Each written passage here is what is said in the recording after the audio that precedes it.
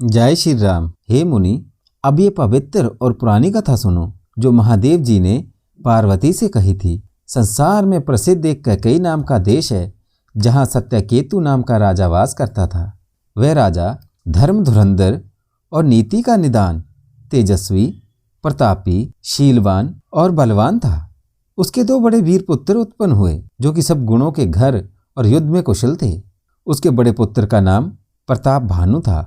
राजा ने उसी को राजगद्दी का मालिक बनाया। दूसरे पुत्र का नाम आरिमर्दन था और वह भी महाबली और समराचल था। दोनों भाइयों में सुंदर प्रेम था और वे दोनों ही संपूर्ण दोषों और छलों की रीति से रहित थे। इससे राजा शीघ्र ही अपने ज्येष्ठ पुत्र को राज्य दे स्वयं प्रभु का भजन करने के लिए वन को चले गए। जब प्रताप भानु राजा हुए तब समस्त देश में उनकी दुहाई फिरी और वे वेद की रीति से प्रजा का पालन करने लगे। उस समय पाप का कहीं लेश भी नहीं था।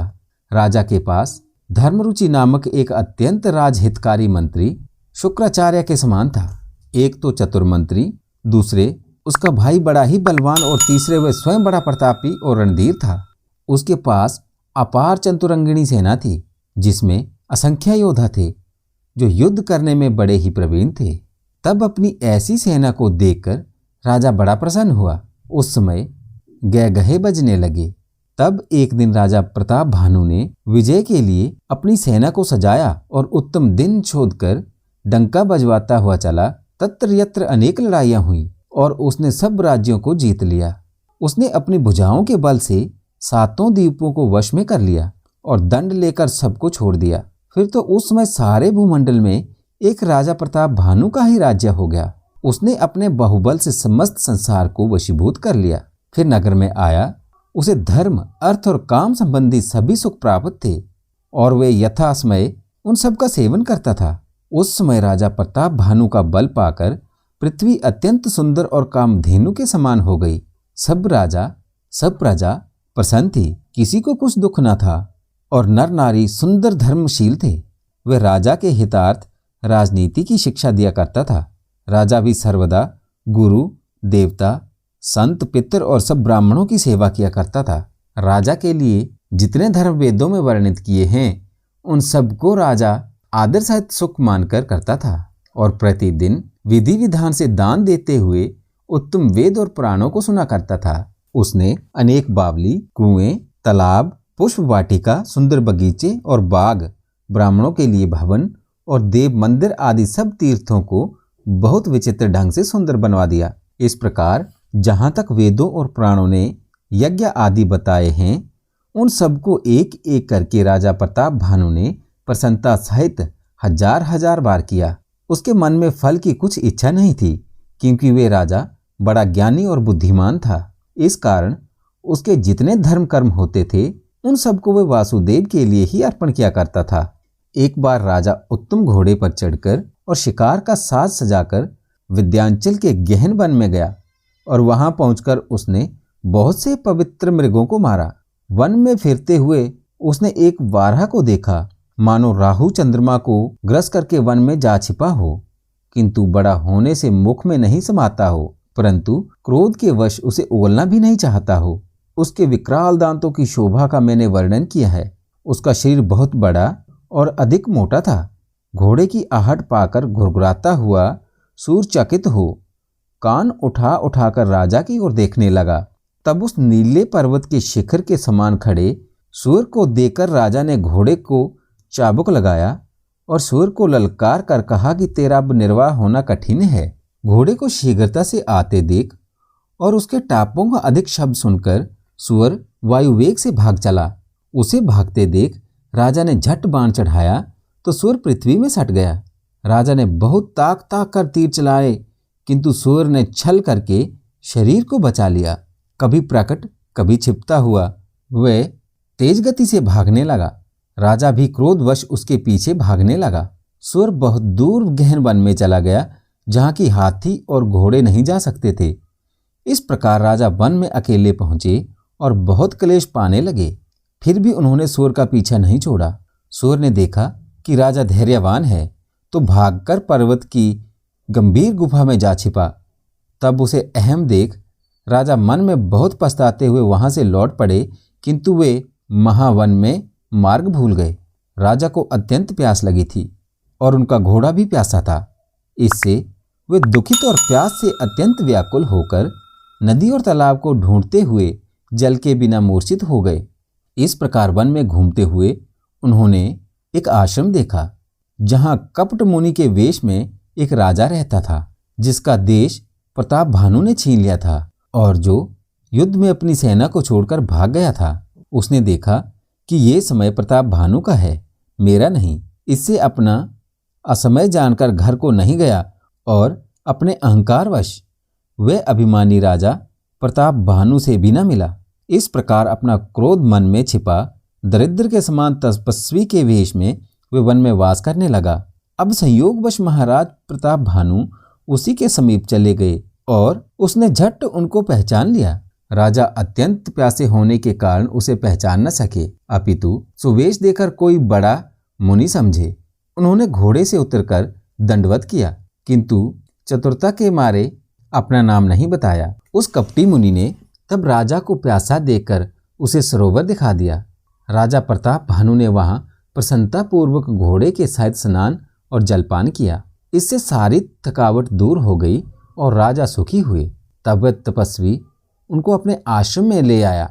सूर्य अस्त हो रहे थे, तब कपटी मुनि उनको आसन देकर कोमल वाणी में बोला, तुम कौन हो? इस वन में अकेले कैसे घूम रहे हो? सुंदर युवावस्था पाकर प्राणों पर क्यों खेल रहे हो? तुम्हारे शरीर में तो चक्रवर्ती से लक्षण हैं।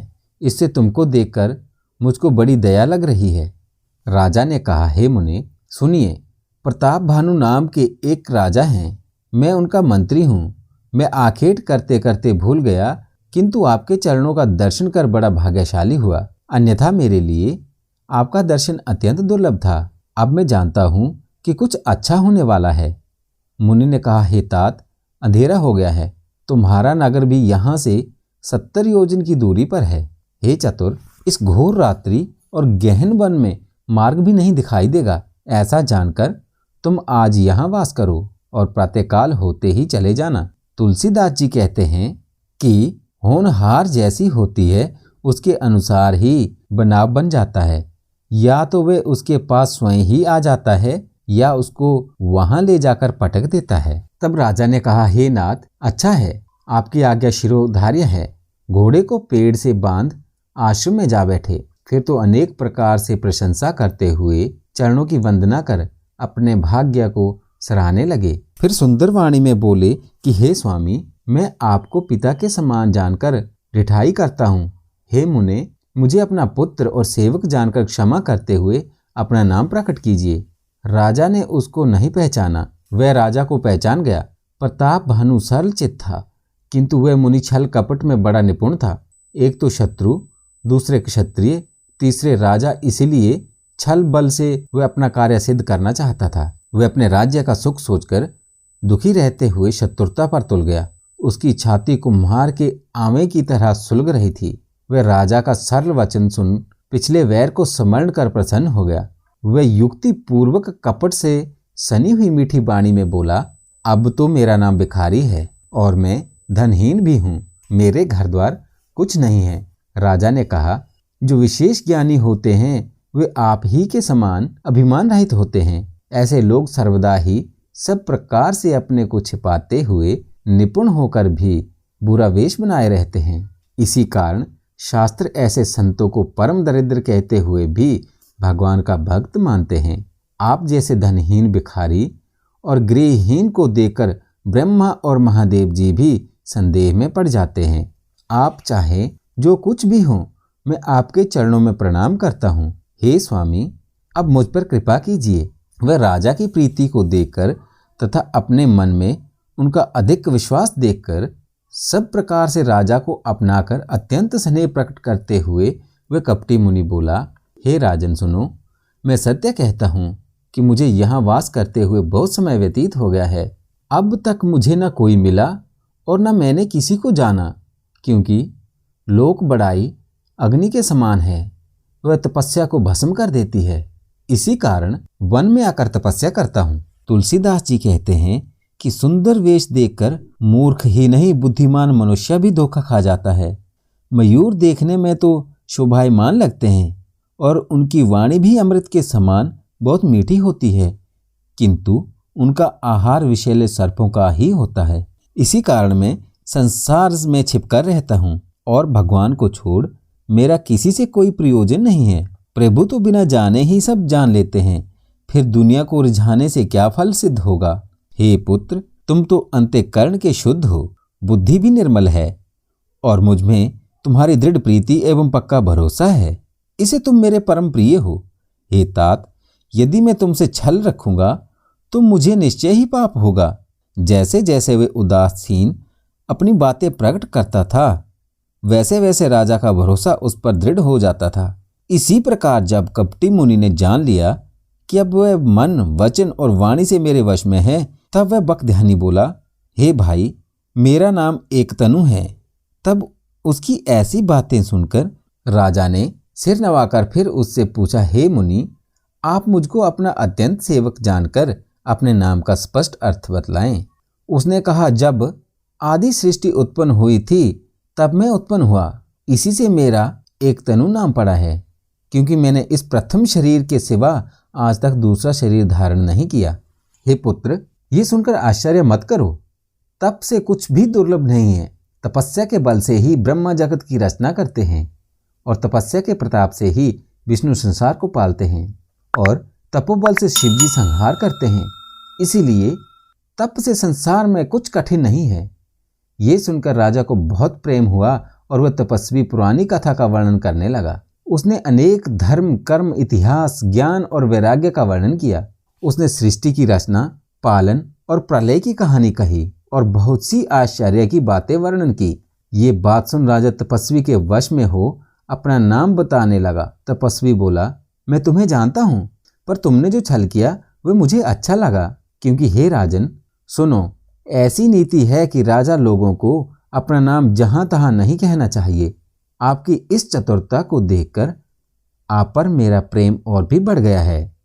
तुम्हारा नाम प्रताप भानु है, तुम्हारे पिता का नाम सत्यकेतु था। हे राजन, गुरु की कृपा से हमें सब कुछ ज्ञात है, परंतु दूसरे को नहीं कहते, क्योंकि अपना अनिष्ट हो जाता है। हे पुत्र, तुम्हारी स्वामी भक्ति, सरलता और प्रीति, नीति और निपुणता को देखकर तुम्हारे प्रति मेरे मन में ममता उत्पन्न हो गई है, जिससे तुम्हारे पूछने पर मैंने अपनी ये सारी कथा कही है। हे राजन, अब मैं तुम पर प्रसन्न हूँ, इसमें संदेह नहीं है। इससे जो तुम्हारे मन को अच्छा लगे वह मांगो। तब उसके ऐसे वचन को सुनकर राजा बहुत प्रसन्न हुआ और उस मुनि के चरणों पर गिरकर अनेक प्रकार की विनती करने लगा।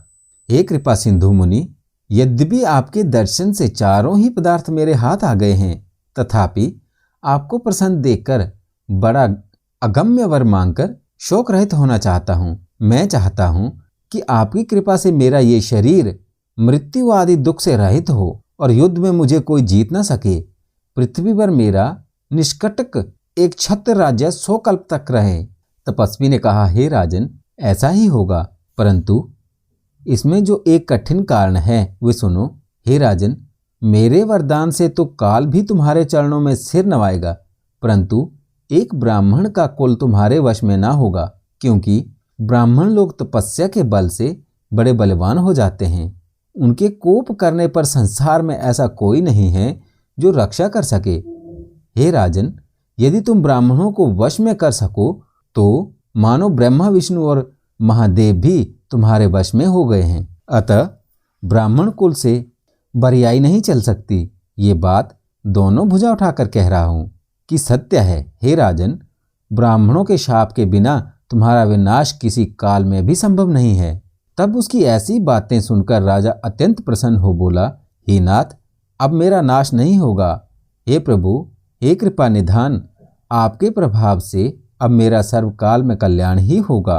तो दोस्तों, इससे आगे की कथा आपको अगले भाग में बताऊंगा। श्री राम भक्त मेरे चैनल को अवश्य सब्सक्राइब करें, ताकि मैं आपको अच्छी से अच्छी वीडियो ला सकूं और इस कथा को कंटिन्यू कर सकूं।